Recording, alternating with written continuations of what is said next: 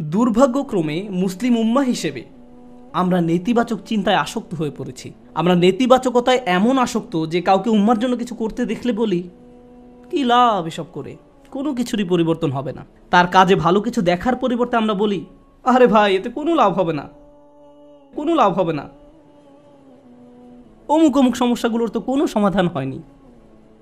ফিরে আসো, আমাদের সাথে নেগেটিভ ক্লাবে যোগ দাও, তুমি এত পজিটিভ চিন্তা কেন করো? অর্থাৎ কাউকে পজিটিভ দেখলে আমাদের কেমন যেন একটা গা জ্বালা করে। জিনিসটা তো এরকম হওয়ার কথা নয়, কেন আমরা তাকে আবার নেগেটিভ জগতে ফিরিয়ে আনছি না? দুঃখজনকভাবে কখনো কখনো এই মনোভাব এমন মানুষদের মাঝে দেখা যায় যাদেরকে আমরা অনুসরণ করি, যেমন পিতামাতা। যখন একজন পিতা সবসময় নেতিবাচক চিন্তা করেন, যখন মা সবসময় নেগেটিভ চিন্তায় ডুবে থাকেন, কিভাবে সেই পরিবারে কৃতজ্ঞ ছেলে মেয়ে বেড়ে উঠবে? তারা যদি আপনাকে সবসময় অভিযোগ করতে দেখে, সব সময় আপনাকে দুঃখ ভারাক্রান্ত দেখে, আপনার বাচ্চারা যদি আপনাকে কখনো কোনো কিছুর জন্য কৃতজ্ঞ হতে না দেখে, কার কাছ থেকে তারা কৃতজ্ঞতা শিখবে? এমন অনেক মুসলিম আমার কাছে আসে যারা নিজেদের ধার্মিক মুসলিম হিসেবে পরিচয় প্রদান করে না। আমি আপনার কিছু ভিডিও দেখেছি, কিন্তু আমি আসলে কখনো মসজিদে যাই না। আমি তখন জিজ্ঞেস করলাম যে কেন আপনি নিজেকে ধার্মিক মুসলিম হিসেবে পরিচয় দেন না? নিজেকে ধার্মিক মুসলিম সমাজের অংশ মনে করতে আপনার দ্বিধা কেন? উত্তরে তারা কি বলে জানেন? তারা বলে এই ধার্মিক মুসলিমরা সব সময় বিপর্যস্ত থাকে, তাদের সবসময় রাগান্বিত দেখায়। কিভাবে এমনটা হলো? যে মানুষদের কাছে স্বর্গীয় ব্যাপার রয়েছে তাদের অবস্থা এমন কি করে হলো? এই আয়াতে প্রজ্ঞা বলতে কৃতজ্ঞতা বোঝানো হয়েছে। হিকমার সারমর্ম হলো, হিকমার নির্যাস হলো শুকর বা কৃতজ্ঞতা। যে নিয়মিত আল্লাহর দিন সম্পর্কে জ্ঞান লাভ করতে থাকে তাকে কেন এমন দুর্দশাগ্রস্ত লাগবে? মূলত আপনি যত বেশি কৃতজ্ঞ হবেন আপনাকে তত বেশি ইতিবাচক দেখাবে। সব সময় সব কিছুতেই আপনি ইতিবাচক দিকটি খুঁজে পাবেন। এমনকি যখন আমরা দুঃখ ভারাক্রান্ত হয়ে পড়ি তখন আমরা নিজেদের এই বলে প্রবোধ দেব যে আমি এই মুহূর্তে কোন কোন বিষয়ের জন্য কৃতজ্ঞ থাকতে পারি। তারপর নিজের মনকে শক্ত করে আবার দাঁড়িয়ে যান। এখন আমার মুসা আলাহিসাল্লামের কথা মনে পড়ে গেল। আমি আসলে সব সময় মুসা আলাহিসাল্লামের এই ঘটনাটি দ্বারা অনুপ্রাণিত হই। তিনি নীল নদ পার হয়ে অপর প্রান্তে চলে গেলেন। তার সাথে বনী ইসরায়েলের হাজার হাজার মানুষ, আর সবাই ঘরবাড়িহীন, নিঃস্ব।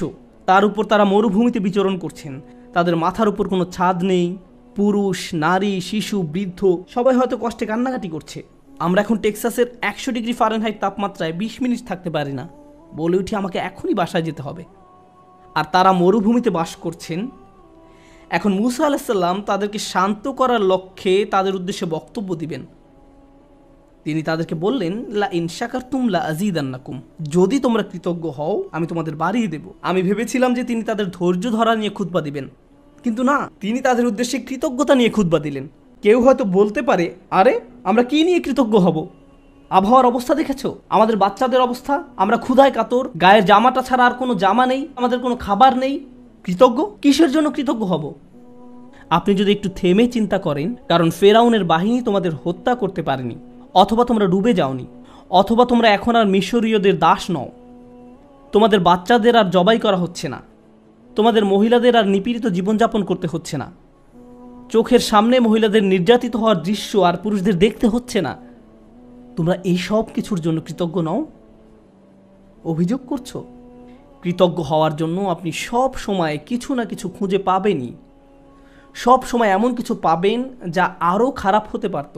সুতরাং এই ধরনের প্রজ্ঞা নিয়ে বেঁচে থাকা খুবই কঠিন। কিন্তু কেউ যদি এভাবে জীবনযাপন করতে পারে তাহলে সে শুধু নিজেরই উপকার করলো। অমা ইয়াশকুর ফা ইন্নামা ইয়াশকুরু লিনাফসিহি, যে কৃতজ্ঞতা প্রকাশ করে সে তা নিজের কল্যাণেই করে। আল্লাহ ওয়াদা করেছেন, লা আযীদান্নাকুম, আমি তোমাদের আরও বেশি দান করব। আল্লাহ আপনার জীবনের প্রতিটি ক্ষেত্রেই আপনাকে সমৃদ্ধি দান করবেন, যেমন হেদায়েত, স্বাস্থ্য, রিজিক সহ সকল ক্ষেত্রে সব কিছুই ঠিক হয়ে যাবে যদি আমি আর আপনি আল্লাহর প্রতি কৃতজ্ঞ হতে পারি। এটাই এখানে প্রজ্ঞা।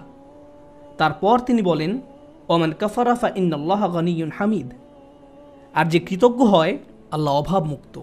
আল্লাহ হলেন গানি এবং হামিদ, তিনি ধনী এবং প্রশংসিত। অর্থাৎ আপনার প্রশংসা তার দরকার নেই, মানুষের প্রশংসার দরকার হয়, কিন্তু আল্লাহর প্রশংসার দরকার নেই। কিছু মানুষ বলে, কেন আমি তার প্রতি কৃতজ্ঞ হব? তোমাদের প্রভুর কেন এত প্রশংসা দরকার হয়? সাধারণ নাস্তিকরাই প্রশ্ন করে, কেন তোমাদের রব সবসময় প্রশংসা করতে বলে? আল্লাহ বলেন, তিনি হলেন গানি, তার কোনো কিছুর প্রয়োজন নেই, তার প্রশংসার দরকার পড়ে না। এটা তোমাদের জন্য, এই প্রশংসা করার মাধ্যমে তোমরাই উপকৃত হবে। তিনি হলেন হামিদ, তোমরা প্রশংসা করো বা না করো তিনিই প্রশংসার মালিক। শুধু শুকর বা কৃতজ্ঞতা নয়, বরং হামদ বা প্রশংসাও তার অধিকারভুক্ত। তিনি আপনার প্রশংসার জন্য অপেক্ষা করেন না। তারপর এই মানুষটি হযরত লোকমান, যিনি কৃতজ্ঞতা এবং শুকরিয়ার জিন্দেগি যাপন করতেন, আর এই দুইটি গুণ তার জীবনের সব কিছুতেই দীপ্তি ছড়িয়েছিল। তিনি কোনো কিছু সম্পাদন করতে গেলে এই গুণগুলো তার মনোভঙ্গি ঠিক করে দিত।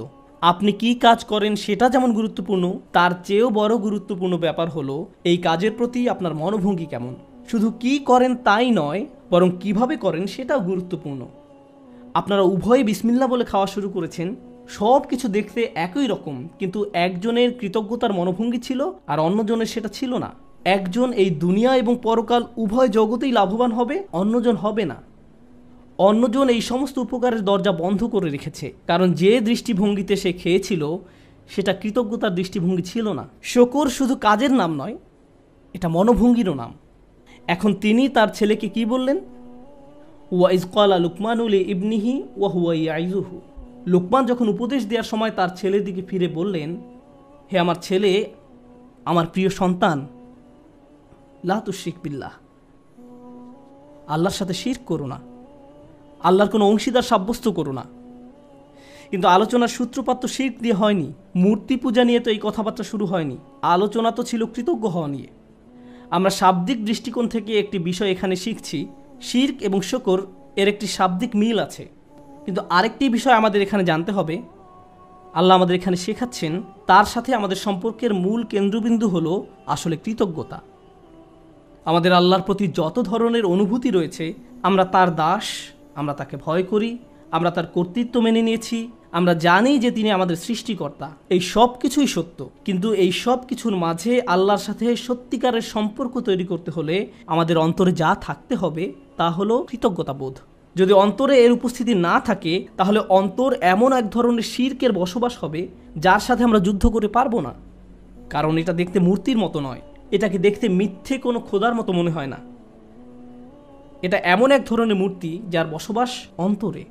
তো তিনি তার সন্তানকে বলেন, আল্লাহর সাথে শিরক করো না, আল্লাহর প্রতি অকৃতজ্ঞ হয়েও না বলার পরিবর্তে তিনি এই কথা বললেন, কারণ তিনি যেহেতু মনে করেন কৃতজ্ঞ হওয়াই আসলে প্রজ্ঞা, আল্লাহর পাশাপাশি কোনো কিছুকে স্থাপন করো না। আমরা এটা কিভাবে বুঝব? লুকমান তার ছেলেকে আসলে কি শিক্ষা দিচ্ছেন? প্রসঙ্গত এটা শুধু সন্তানের সাথে পিতার কথোপকথন নয়, বরং এটা এমন যে কারো জন্য হতে পারে যার অধীনে কেউ বাস করে।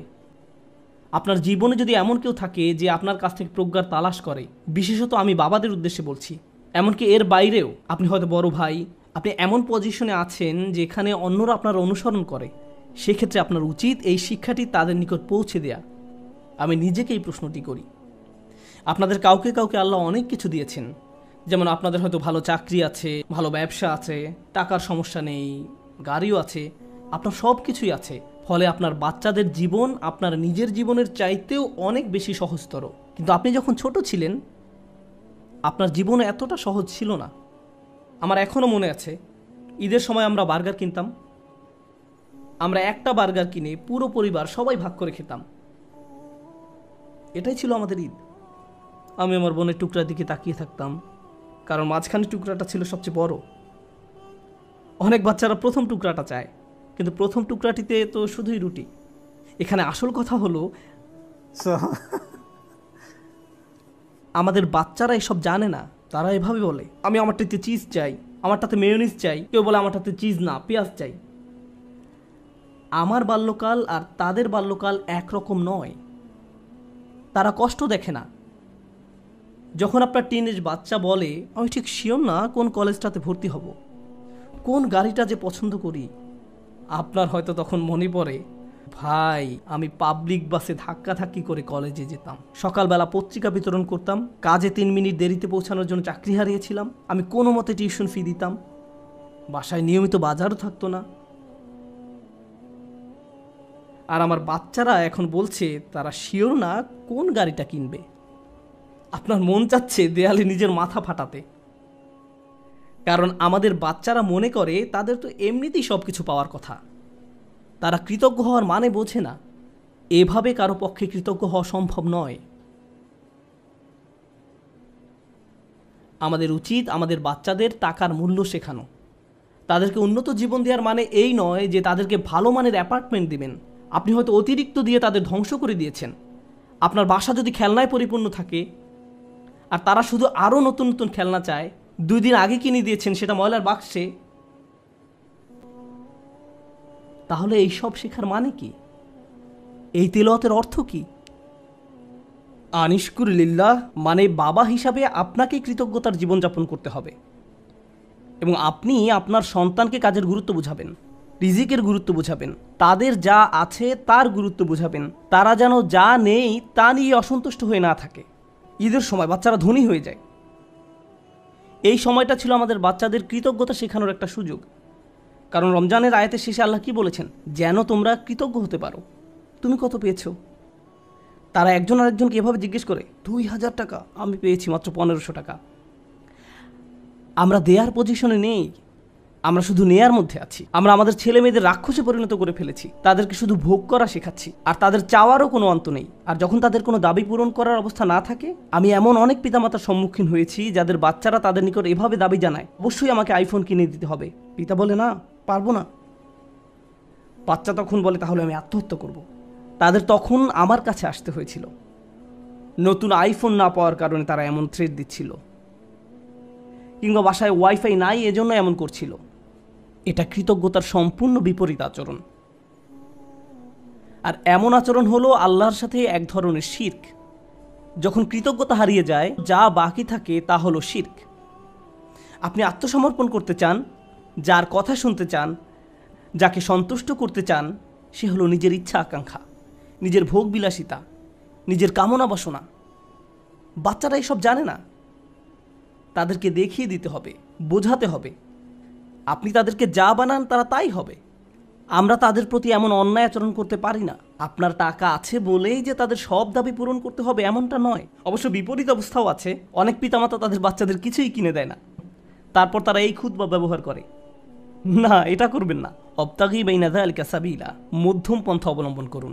আমি আরেকটা ব্যাপারে দৃষ্টি আকর্ষণ করতে চাই, কারণ বিষয়টা গুরুত্বের দাবি রাখে। আমাদের বাচ্চাদেরকে দায়িত্ববোধ শেখাতে হবে। তারা যখন টিনেজ বয়সে পৌঁছায়, তাদেরকে বাসার ছোটোখাটো কিছু কাজ করতে দিন, তাদেরকে বাসার কাজে কিছুটা অবদান রাখতে দিন। তারা যদি এর বিনিময়ে চায়, তাহলে বলুন, তুমিও এই বাসায় থাকো, এখানেই ঘুমাও, তোমাকেও কিছুটা দায়িত্ব নিতে হবে। আপনার বাচ্চাদেরকে দায়িত্ববোধ শেখান, কোনো কিছুর বিনিময়ে না, টাকার বিনিময়ে নয়, অথবা মাস শেষে তাদেরকে নতুন গেম কিনে দিবেন বলেও নয়, কোনো কিছুর বিনিময়ে না। যদি আমরা সব সময় এমনটা করি, যদি তাদেরকে শুধু ভোগ করতে শিখাই আর তারা শুধু আপনার নিকট বিনিময় চাইতে থাকে, এটা করলে আমাকে কি দিবা, ওটা করলে আমাকে কি দিবা, যদি আপনার বাচ্চাদের আল্লাহর প্রতি কৃতজ্ঞ হতে না শেখান, তাহলে কিভাবে তারা আপনার প্রতি কৃতজ্ঞ হবে? এই দুইটা বিষয় কি সম্পর্কযুক্ত নয়? আল্লাহ বলছেন, আনিশকুরলি ওয়া ওয়ালিদাই, আমার প্রতি ও তোমার পিতামাতার প্রতি কৃতজ্ঞ হও। এই দুইটা ব্যাপার সম্পর্কযুক্ত। আমরা যদি আমাদের সন্তানদের তাদের যা আছে তার জন্য আল্লাহর প্রতি কৃতজ্ঞ হতে না শেখাই, তাহলে আমি আপনাদের গ্যারান্টি দিয়ে বলছি, তারা স্বাধীন হয়ে যাবে। যখনই তারা স্বনির্ভর হয়ে যাবে, তারা আলাদা হয়ে যাবে। আপনার কলের কোনো জবাব দেবে না, মেসেজের কোনো উত্তর নেই, তারা আপনাকে উপেক্ষা করে, অগ্রাহ্য করে, যখন তখন বাসা থেকে বের হয়ে যায়। আপনি তখন ভাবেন, কি হলো এই বাচ্চার? আমি তার জন্য সব কিছু করলাম, আমি সারা জীবন তোমাকে দিয়ে গেলাম, এখন তুমি আমাকে কিছুই দিচ্ছ না। হ্যাঁ, কারণ এখন আর আমার আপনাকে প্রয়োজন নেই। আপনার কি প্রয়োজন? আর আমি স্বাধীন, ওই লেনদেন তো শেষ হয়ে গেছে, ধন্যবাদ, বাই। এখন আমরা তাজ্জব হয়ে বসে আছি, কিন্তু সম্ভবত আমরাই তাদেরকে নষ্ট করে ফেলেছি। মানে অতি ভালোবাসা দেখিয়ে আমরা তাদের ধ্বংস করে ফেলেছি। ইন্নামা আমওয়ালুকুম ওয়া আওলাদুকুম ফিতনা, আল্লাহ একটি কারণে এই কথা বলেছেন। তোমাদের সম্পদ এবং সন্তান সন্ততি তোমাদের জন্য একটি বড় পরীক্ষা। বিশেষত ছেলে মেয়েদের পেছনে যদি নিয়ন্ত্রিত উপায়ে টাকা পয়সা খরচ করা না হয়, তাহলে তারা বিশাল এক পরীক্ষার বিষয়ে পরিণত হবে। মাঝে মাঝে বাচ্চাদের কোনো কিছু কিনে দেওয়া উত্তম, মাঝে মাঝে তারা যা চায় তা না দেওয়া উত্তম, মাঝে মাঝে তাদের থেকে দূরে সরিয়ে রাখা উত্তম। এটা গুরুত্বপূর্ণ। এটা শুধু পুঁথিগত বিদ্যা নয়, শুধু আলহামদুলিল্লাহ বলা শেখালেই হবে না, এই শিক্ষার উপরে জীবনযাপন করতে হবে। এজন্যই আলোচনাটি শুরু হয়েছে এই বলে, ওয়ালাকাদ আতাইনা লুকমান আল হিকমা, আমি লোকমানকে প্রজ্ঞা শিক্ষা দিয়েছি, বাস্তব জ্ঞান, বাস্তব শিক্ষা। কিভাবে কৃতজ্ঞ থেকে জীবন কাটাতে হবে সেই শিক্ষা। আমাদের বাচ্চারা কতবার তাদের জামাকাপড় ভাঁজ করে, ধৌত করে, আমরা তাদের কিভাবে কৃতজ্ঞতার শিক্ষা দেব যখন তাদের সব কিছু আমরাই করে দেই? মনে হয় যেন ঘরের মধ্যে ছোট ছোট ফেরাউন দৌড়াদৌড়ি করছে আর বলছে আমি সবচেয়ে বড় রব। أنا ربكم الأعلى. আজ আমি বার্গার খাবো না, পিৎজা খাবো, আমাকে এটা দাও ওইটা দাও। আমরা তাদের এমন বানিয়ে ফেলেছি। এটা তাদের দোষ নয়। আমাদের সন্তানরা যখন নষ্ট হয়ে যায় এই জন্য নয় যে তারা শয়তান, এর কারণ হলো আমরা তাদের সঠিক শিক্ষাটা দিচ্ছি না। প্রজ্ঞা থাকার মানে হলো আপনি আপনার সন্তানদেরকে সঠিক নিয়মে বড় করেন, আপনি তাদের আকাঙ্ক্ষাগুলো নিয়ন্ত্রণের চেষ্টা করেন। বাচ্চাদের এই নিয়ন্ত্রণটি নেই। আমাদেরকে ভালোবাসার সাথে তাদের ভিতরে এই অনুভূতি তৈরি করে দিতে হবে। আয়াতটি শুরু হয়েছে ইয়া বুনাইয়া দিয়ে, আমার প্রিয় ছেলে, অর্থাৎ বাবা অত্যন্ত আদর মাখা কণ্ঠে তার বাচ্চার সাথে কথা বলছেন। আপনি এর উল্টাভাবে শুরু করতে পারেন না, এই বাসার সবাই শোনো, আমি মাত্র জুমা থেকে আসলাম, বাসার সব কিছু এখন অন্য নিয়মে চলবে। এভাবে না। ভালোবাসার সাথে সুন্দরভাবে করুন, তাদের সাথে কথা বলুন, তাদেরকে বুঝান যে তাদের আচরণ পরিবর্তন করতে হবে। আমাদের মাঝে না দেখলে তারা এটা শিখবে না। যদি আমি খাবার ফেলে দিই, ক্ষুধা লাগলে রেস্টুরেন্টে গিয়ে অপ্রয়োজনীয় অর্ডার করি, এরপর অল্প একটু খেয়ে বলি আমি আর পারবো না, আর সন্তানকে বলি খাবার শেষ করো, খাবার শেষ করো, তারা শিখবে না, তারা শিখবে না, তারা ফেলে দিবে। আপনার জীবনটা যদি অকৃতজ্ঞতায় পূর্ণ থাকে তাহলে এটা অনেক বড় একটা সমস্যা। এজন্যই অবিশ্বাস এবং অকৃতজ্ঞতা প্রকাশে একই শব্দ ব্যবহার করা হয়েছে, একই শব্দ ব্যবহার করা হয়েছে। কুফর বিল্লাহ মানে হলো আল্লাহকে অবিশ্বাস করা, আর কুফরান বিন নিয়ামাহ মানে নিয়ামতকে অস্বীকার করা, অকৃতজ্ঞ হওয়া। একই শব্দ। আল্লাহর নিকট কাফের আসলে দুইটা জিনিস। ভাবতে পারেন এমন ব্যক্তি যে আল্লাহকে অস্বীকার করে এবং যে আল্লাহর প্রতি অকৃতজ্ঞ। এই জন্য যে ব্যক্তি আল্লাহর প্রতি কৃতজ্ঞ থাকে তার পক্ষে শিরক করা অসম্ভব। কারণ আপনি যদি আল্লাহর প্রতি সুধারণা পোষণ করেন আপনি শিরক করতে পারবেন না। আমাদেরকে তার প্রতি অকৃতজ্ঞ হওয়ার শিরক থেকে রক্ষা করুন। আল্লাহ আজ্জা ওয়া জাল্লা আমাদেরকে কৃতজ্ঞ থেকে জীবন পার করার সামর্থ্য দান করুন এবং আমাদেরকে সেসব মানুষদের অন্তর্ভুক্ত করুন যারা তাদের সন্তানদেরকে কৃতজ্ঞ হওয়ার শিক্ষাদান করে। বারাকাল্লাহু লি ওয়া লাকুম। আসসালামু আলাইকুম ওয়া রাহমাতুল্লাহ।